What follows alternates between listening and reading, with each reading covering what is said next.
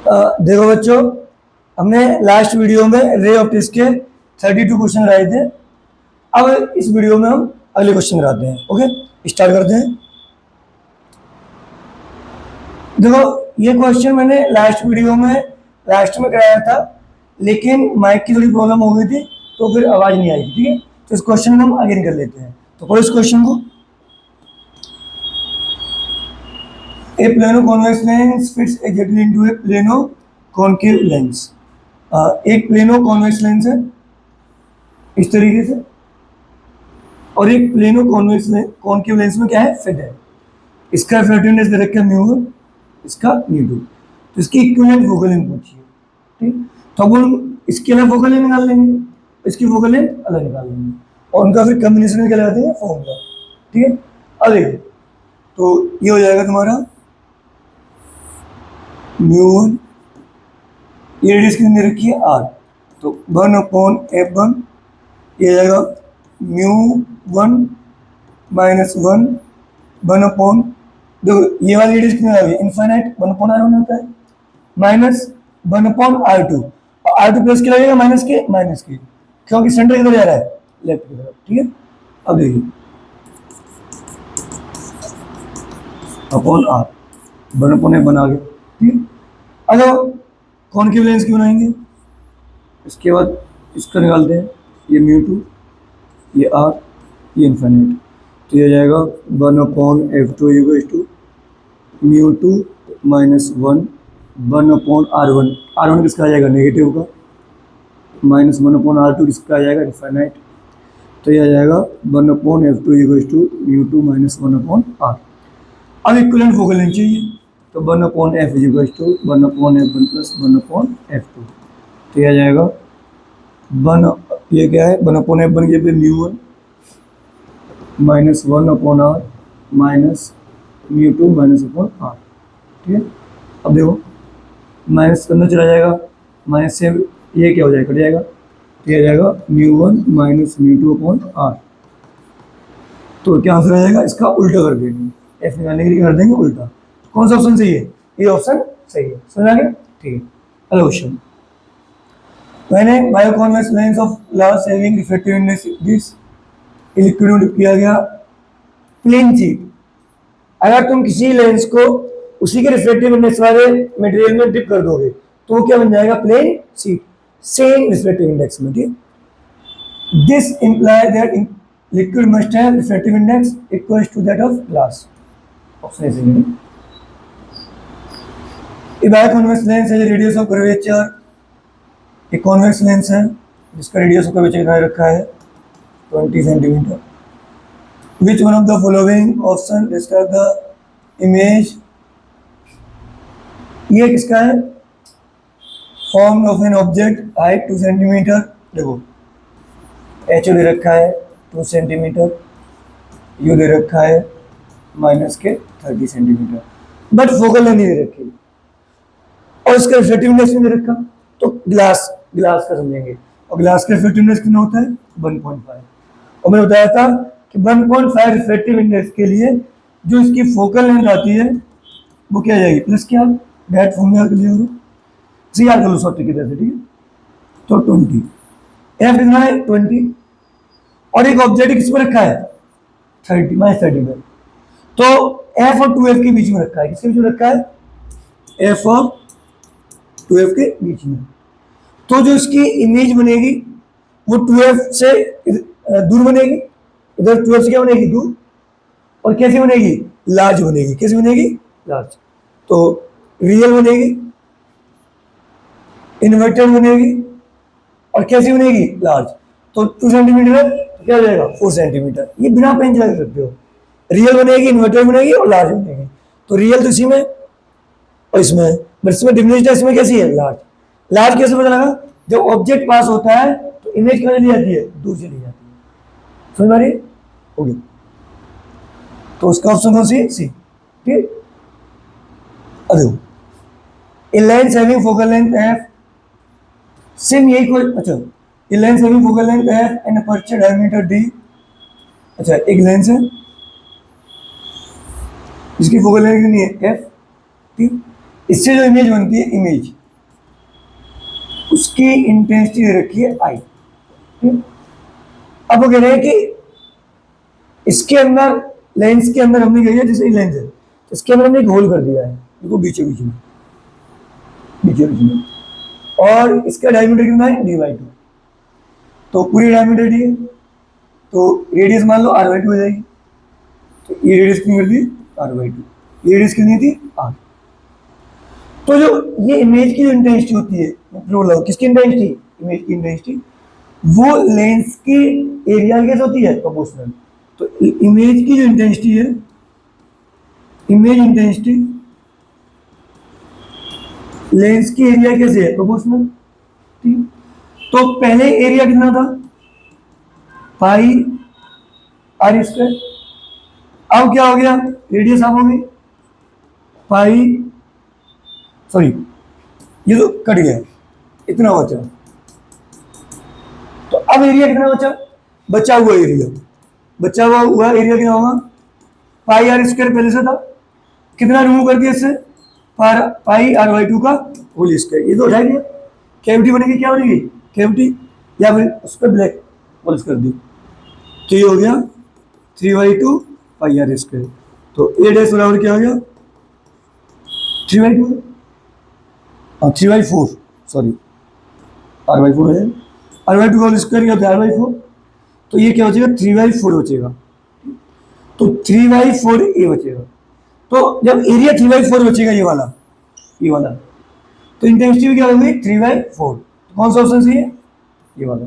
हाँ, focal length में कोई चेंज नहीं आएगा, फोकल लेंथ में कोई चेंज नहीं आएगा। अगला question, two thin lens focal length M1 F2 contact coaxial power पूछी है। तो इक्विवेलेंट फोकल लेंथ का फॉर्मूला क्या होगा, दोनों का वही 1/f1 plus 1/f2, but power पूछी है तो उल्टा कर दो।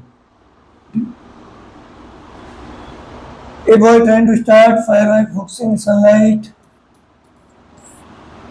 फोकल लेंथ दे रखी है FO 10 सेंटीमीटर। ठीक, डायमीटर ऑफ सन दे रखा है ये, and mean distance from the earth दे रखी है ये। What is the diameter of the sun image on the paper. तो तुम्हें यहाँ पर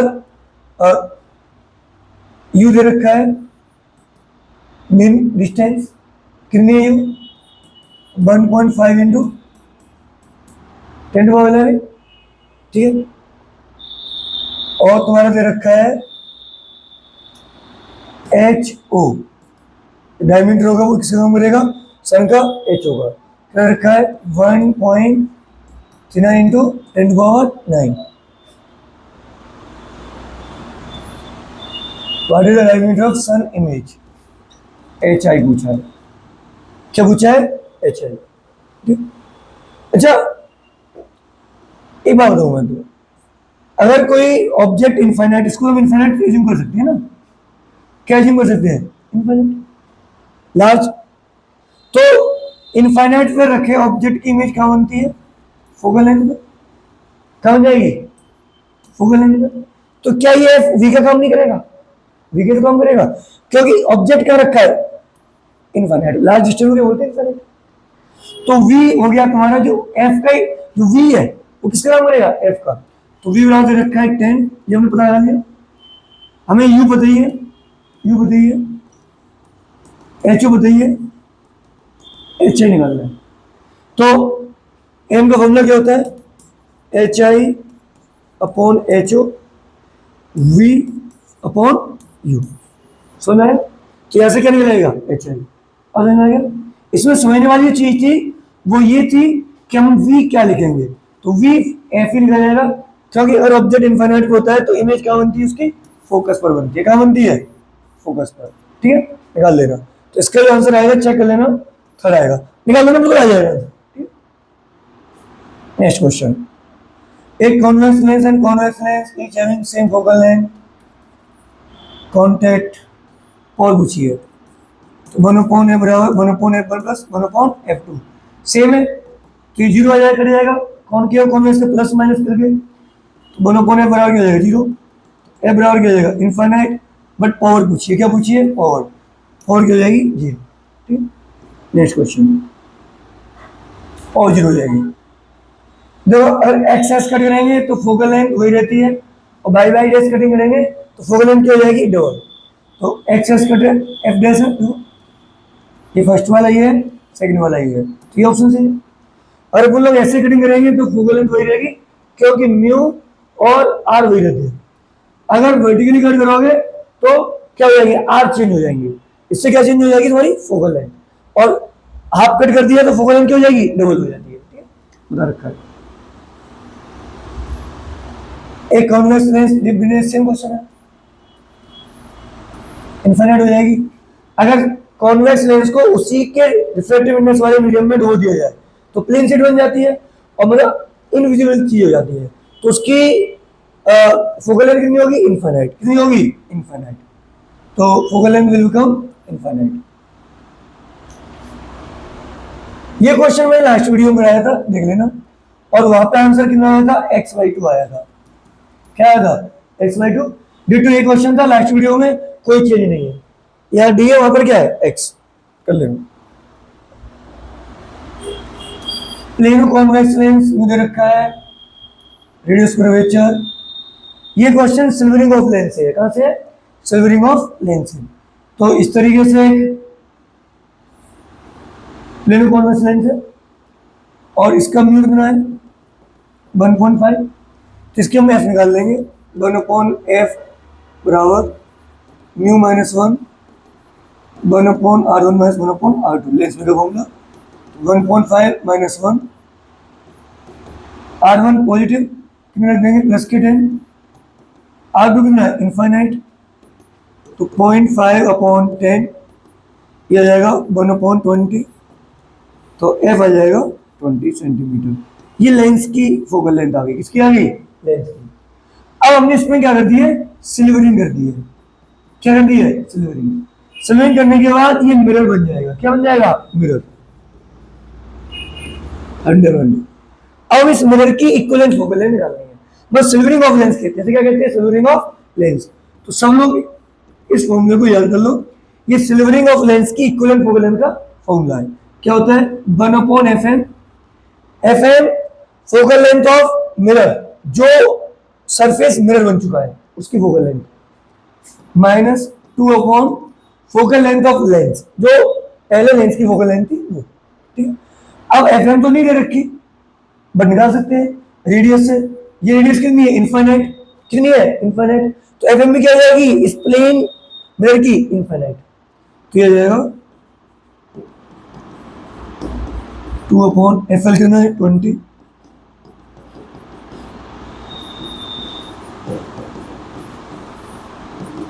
तो एफ इक्वलेंट आएगा -10।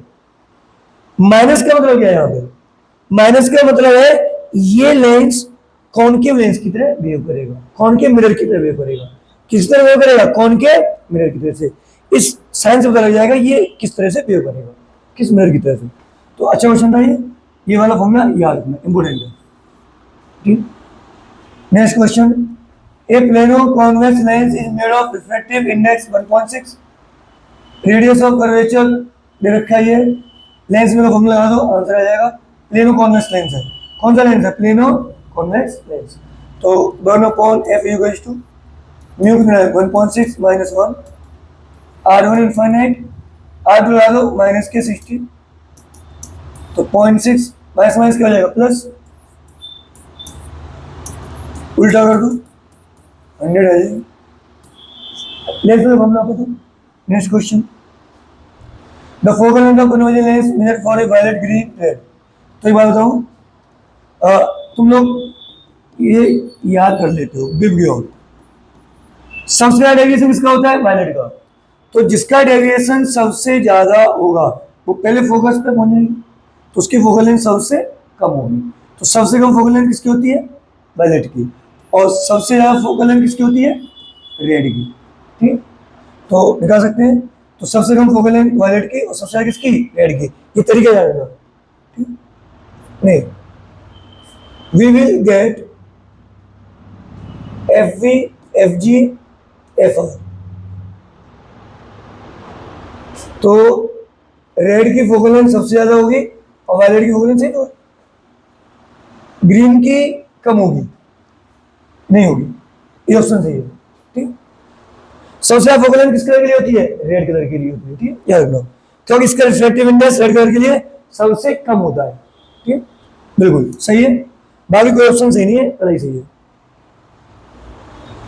If a convex lens of focal length 80 centimeter, concave lens focal length 50 centimeter, combined together, इसी क्वेश्चन है, तो इक्विवेलेंट फोकल लेंथ निकाल लो, 1/f इक्वल टू कॉन्वेक्स की प्लस की 80, कॉनकेव की माइनस की 50, सॉल्व कर लो, 1/f ही इक्विवेलेंट क्या होती है?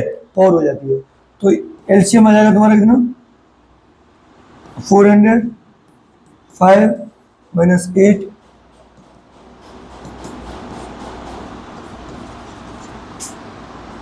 तो ये आ जाएगा तुम्हारा 400 माइनस, नहीं क्या दिया, 5 माइनस 8 सेंटीमीटर में ना। ठीक, तो ये आ जाएगा तुम्हारा एफ आ जाएगा 400 अपॉन -3। ठीक, अब एफ की निकालना है तो 100 अपॉन एफ लगता है, क्या लगता है? क्योंकि हमने सेंटीमीटर निकाला है, तो 100 अपॉन एफ, एफ की वैल्यू निकालोगे -400 अपॉन 3, कट गया, 3 पर पहुंच जाएगा, तो माइनस के 3/4, ये आ जाएगा माइनस के 0.75। कुछ गड़बड़ है क्या? सही दो, बी ऑप्शन सही है। ठीक, सिंपल क्वेश्चन है, सबसे ज्यादा फोकल लेंथ किसकी होती है? वायलेट की। सबसे कम किसकी होती है? रेड की, चाहे वो कॉनकेव लेंस हो चाहे वो कौन सा लेंस हो, कॉन्वेक्स लेंस। ठीक, तो कॉनकेव कॉन्वेक्स बस साइन का डिफरेंस होता है। किसका डिफरेंस होता है? साइन का, क्योंकि F B greater than F R और इसके लिए भी F B greater than F R must है। अगर हम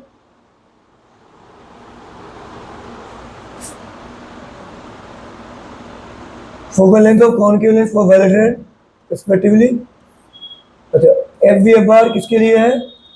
कॉन्वेक्स के लिए, सॉरी उल्टा बता दिया हमने।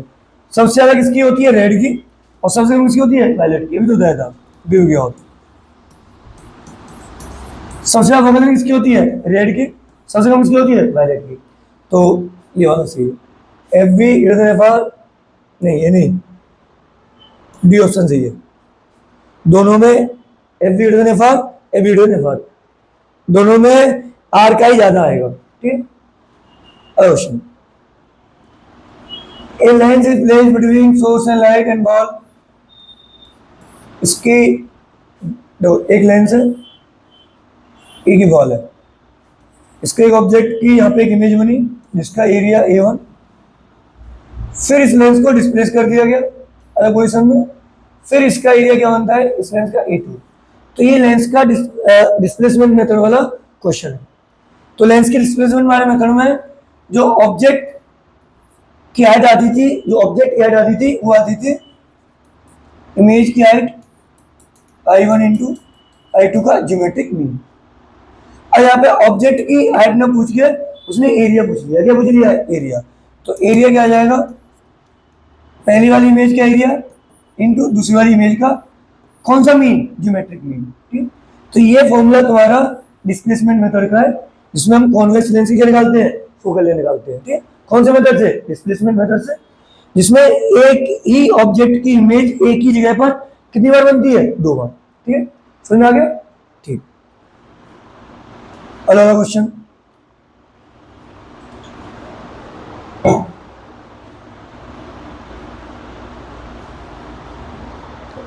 पढ़िए अगला क्वेश्चन।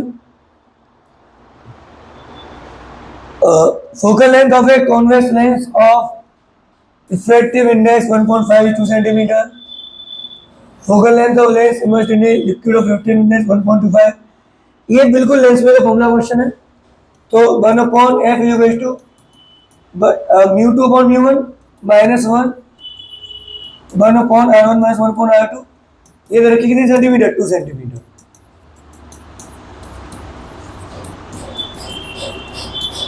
अब देखिए अब क्या होता है, अब इसको 1.25 लिक्विड वाले मीडियम में इसको क्या किया है, डुबो दिया है, तो अब फोकल लेंथ क्या हो जाएगी, 1/f dash μ2 upon μ1 -1 1/r1 - 1/r2। Equation first, equation second, divide मार दो, या फिर यहां से इसकी वैल्यू रख दो, डिवाइड मार सकते हैं, इधर कर सकते हैं, तो डिवाइड मार दो 1/2 अपॉन 1/f डैश 0.5, ये कट जाएगा, ये आ जाएगा, इसमें माइनस कर देंगे 0.25 1.25, एफ डैश ऊपर जाएगा 2 नीचे आएगा, तो F dash by 2 equals to 1.25 into 0.5 upon 25, ये कितनी बार कटेगा, 5 बार, कितनी बार कटेगा, 5 बार, ठीक है, ये कितना हो जाएगा 2.5, 2 का मल्टीप्लाई हो जाएगा 5 आ जाएगा, कौन सा ऑप्शन सी, ठीक है।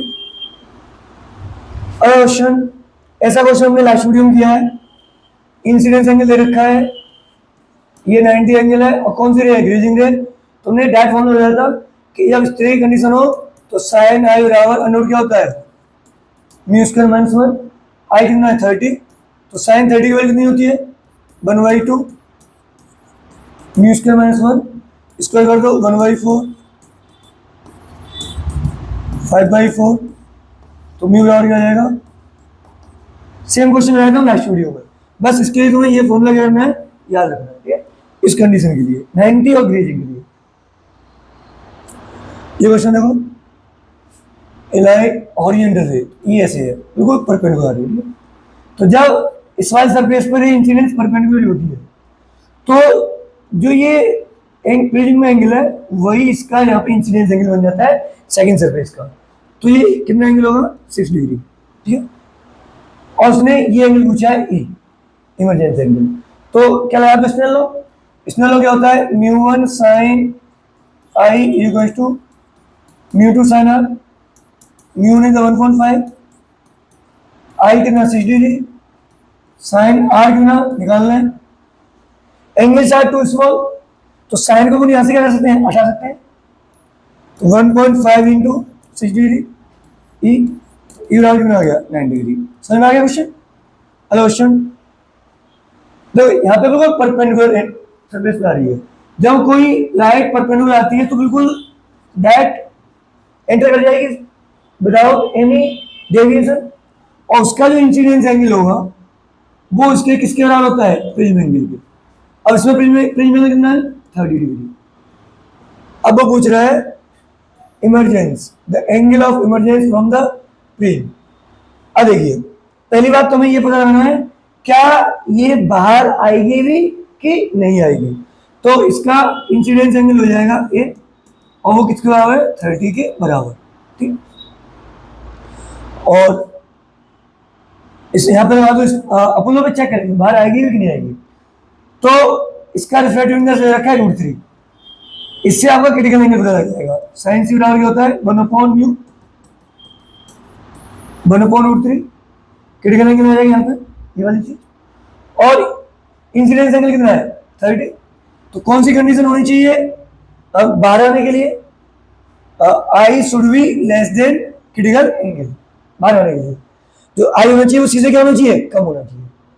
अब देखिए ये तुम्हारी वैल्यू आती है 30, तो ये 30 से कम है क्रिटिकल एंगल के ज्यादा है, चेक करते हैं, तो ये वैल्यू है तुम्हारी 1.71, और 30 पे होती है 1/2, तो ये वैल्यू क्या है ज्यादा है, ये वैल्यू क्या है कम, तो आई क्योंकि 30 वैल्यू 1/2, तो ये एंगल 30 से ज्यादा ही तो आएगा, क्योंकि ये वैल्यू क्या है इससे ज्यादा है, ये वाली ज्यादा है ये वाली, तो सी की वैल्यू फिलहाल आई से क्या है ज्यादा है, तो यहाँ पे टी आई आर होगा ही नहीं, सिंपल रिफ्रैक्शन होगा, क्योंकि आई बेचारा क्या बढ़ गया क्रिटिकल एंगल से छोटा, तो आप कौन सा लगा देंगे यहाँ से स्नेल लो, समझ में आ रही है, क्योंकि सेकंड सरफेस से 3 कंडीशन हो सकती है, रिफ्रैक्शन, ग्रेजिंग रे, और थर्ड कंडीशन कौन सी हो सकती है T I R.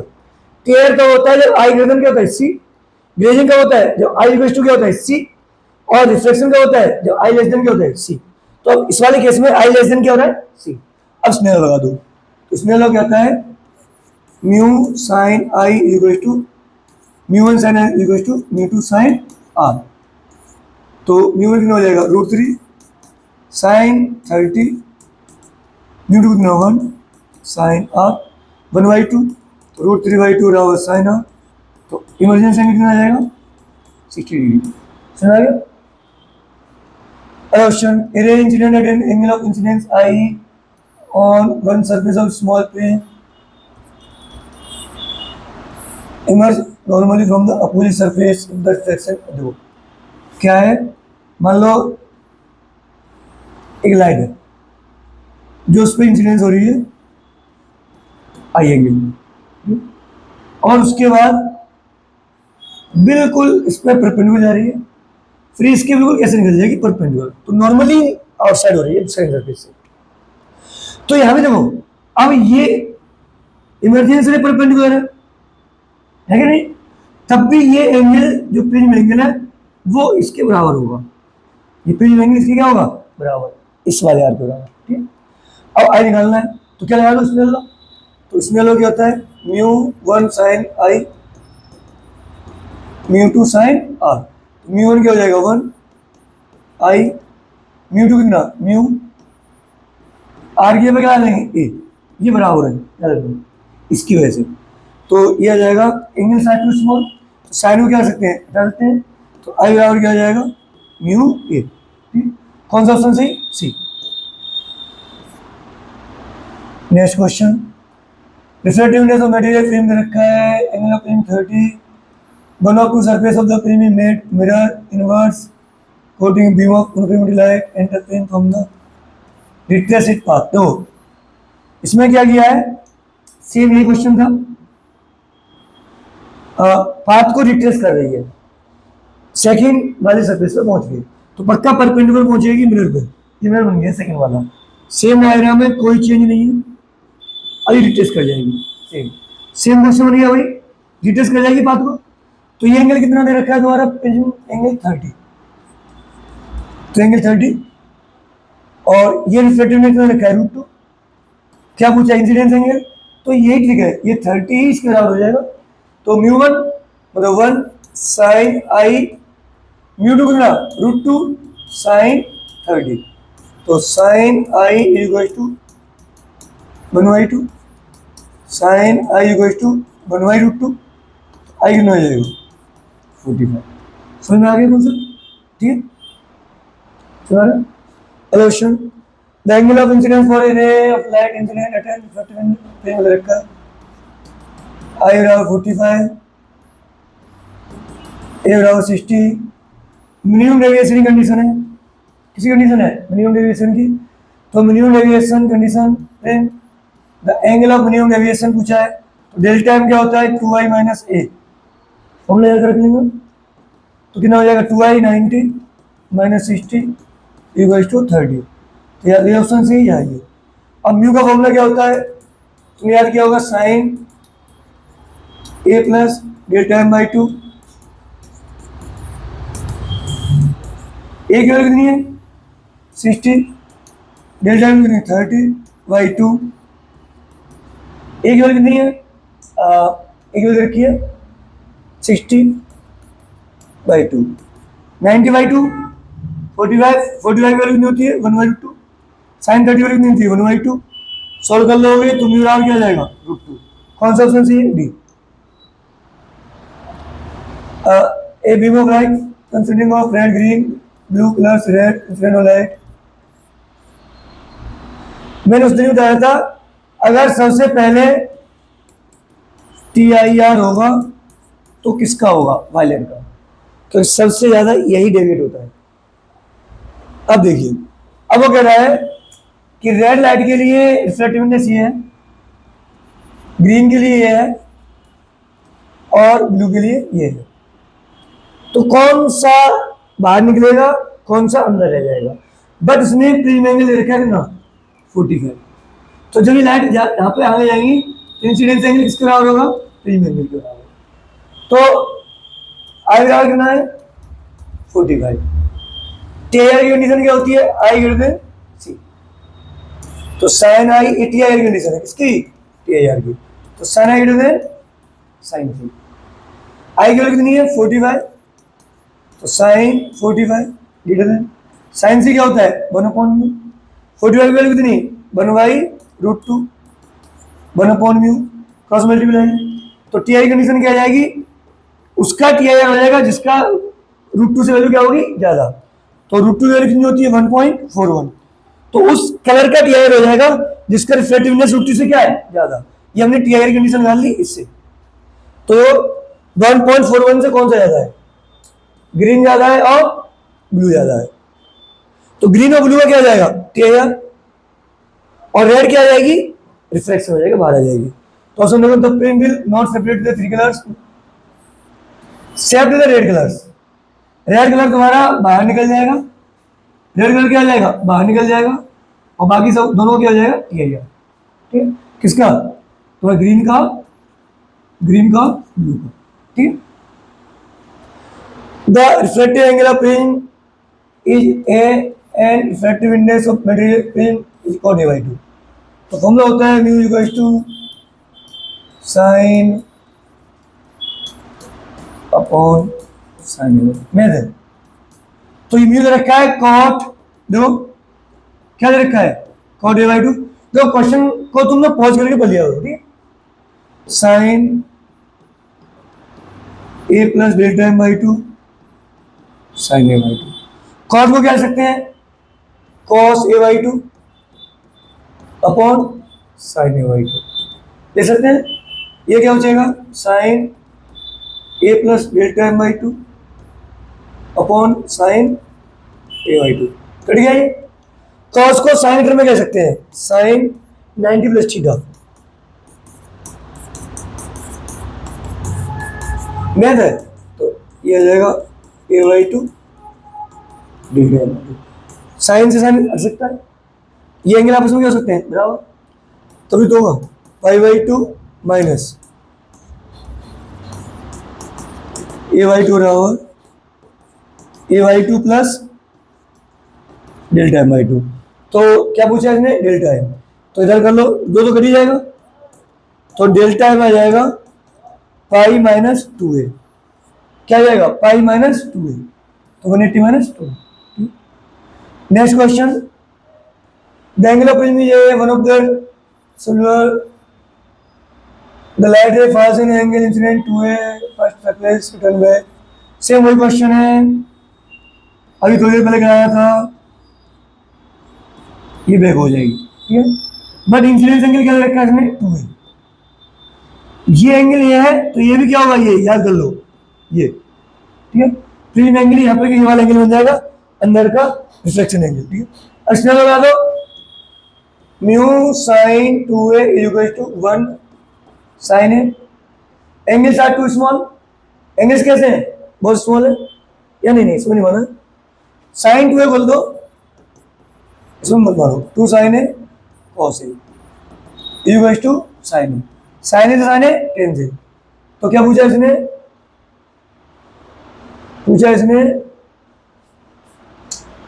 The reflective index of mu पूछा है। तो म्यू बराबर क्या जाएगा? 1/2। हो गया क्या? लगा दिया। यहाँ 1 लगेगा, यहाँ म्यू लगेगा। देखो यहाँ 1 यहाँ 1, ये ना अंदर वाला और के साथ। तो यहाँ पे लगेगा म्यू, यहाँ 1 लगेगा। तो म्यू बराबर क्या जाएगा? म्यू बराबर आ जाएगा, तो कटी गया 2 cos a। कौन सा ऑप्शन सी है? बी। देखना इस एंगल के साथ रिफ्लेक्टिव इंडेक्स क्या लगेगा? ठीक है, तो ये option C. Next question, the reflective index of material equilibrium में the angle of new deviation prism is. तो इसमें क्या है? डेल्टा m पूछा है और रिफ्लेक्टिव इंडेक्स दे रखा है। तो म्यू बराबर साइन अपॉन साइन a/2। तो म्यू की वैल्यू कितनी लगा देंगे? √3। ए की वैल्यू लगा देंगे, ए की वैल्यू लगा देंगे, ए की लगा देंगे इसमें 60 और डेल्टा m लगा देंगे डेल्टा में तो पूछे अपॉन साइन 60/2, तो ये हो जाएगा √3 साइन 60 प्लस साइन 30। अलग ये साइन 30 वैल्यू होती है 1/2, तो ये इधर जाएगा √3/2 हो जाएगा साइन 60 प्लस डेल्टा m/2। ये वैल्यू होती है 60, कितनी होती है 60, तो साइन ये 60 लिखा है, ये 60 लिखा है, तो ये हो जाएगा 60 इज टू ये 30 प्लस डेल्टा m/2, तो डेल्टा में आ जाएगा तुम्हारा 30 इंटू 2 60 डिग्री। कितना डिग्री आ जाएगा 60 डिग्री। ठीक है, next question, a small telescope has an objective focal length F दे रखी है तुम्हारी 140 सेंटीमीटर और एफ दे रखी है तुम्हारी 5 centimetre. The magnifying power of telescope, बता सा क्वेश्चन है, टेलीस्कोप की मैग्नीफाइंग पावर का फॉर्मूला क्या होता है एफ अपॉन एफ ई। तो एफ कितना रखा है 140, एफ कितना 5, तो ये आ जाएगा 28, कितना आएगा 28। ये फॉर्मूला कर लेना, ये फोकल लेंथ का फॉर्मूला है।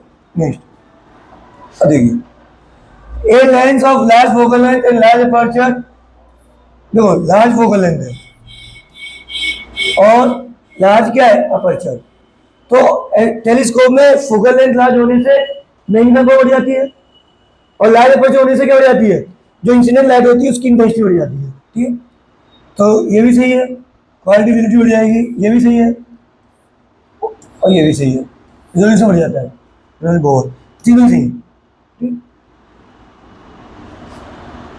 External telescope objective and eyepiece length focal length 40 centimetre and 4 centimetre, उसको 2 centimetre from the objective, the lens must separated. देखो ये ऑब्जेक्टिव लेंस है, ये आईपीस लेंस है, और एक ऑब्जेक्ट को कहाँ से कहाँ पर रख दिया गया 2 सेंटीमीटर दूरी पर, तो तुम्हारा ये यू दे रखा है, क्या रखा है यू।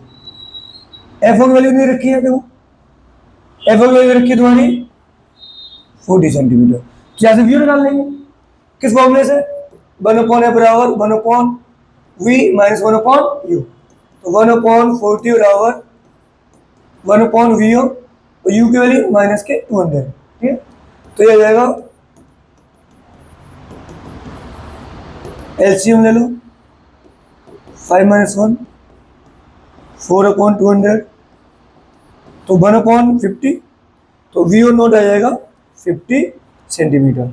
इससे जो इमेज बनेगी ऑब्जेक्ट की वो यहाँ पे बनेगी कितने सेंटीमीटर दूरी पर 50 सेंटीमीटर पर, और हम चाहते हैं ये इमेज इसके कहाँ पे होनी चाहिए फोकस पे होनी चाहिए, तभी तो नॉर्मल एडजस्टमेंट इसकी इमेज फाइल में क्या बन जाएगी इनफाइनाइट पर, तो ये डिस्टेंस कितनी है एफ ई, इसके फोकस पे इसकी इमेज बन रही है, और ये डिस्टेंस कितनी आ गई 50, तो टोटल डिस्टेंस कितनी हो गई 50 है 4 ये 54 सेंटीमीटर, इनके बीच में मिनिमम क्या होनी चाहिए गैप होना चाहिए। ठीक, नॉर्मल एडजस्टमेंट के लिए।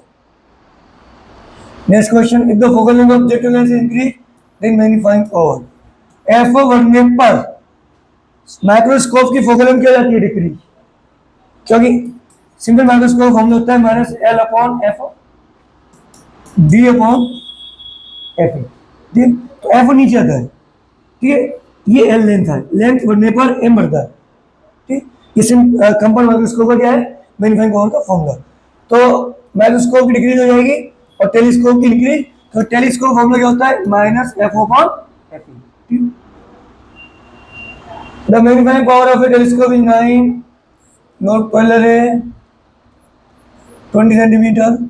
तो देखो F O plus F E होती है डिस्टेंस मैग्नीफाइंग पावर की, एस्ट्रोनॉमिकल टेलीस्कोप की 20 रखी है, और F O upon F E होती है मैग्नीफाइंग पावर, ये क्या रखी है 9। तो देखो किस ऑप्शन में ऐसा हो रहा है, इसमें देखो 18 + 2 20, 18/2 कितना 9। ठीक है,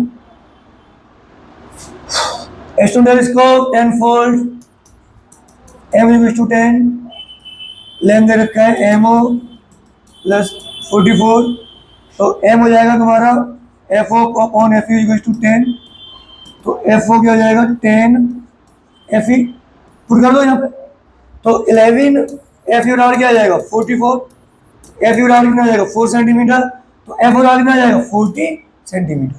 ठीक है, next question, four lenses of focal length plus minus 15 centimetre making telescope. अगर तुम्हें टेलीस्कोप बनाना है तो तुम्हें एफओ तो करनी पड़ेगी लार्ज और एफ करनी पड़ेगी कम। The focal length of the eyepiece lens should be, सबसे कम वाली कौन सी है, प्लस 15 माइनस 15, बट क्या कौन सा यूज करते हैं, कॉन्वेक्स लेंस। कौन सा ऑप्शन सही, ए, सबसे कम वाली होगा। ठीक है, ओके, इस तरीके से आपने सभी क्वेश्चनों किया होगा और ये क्वेश्चन करने से आपकी स्पीड जरूर बढ़ेगी। Okay, thank you.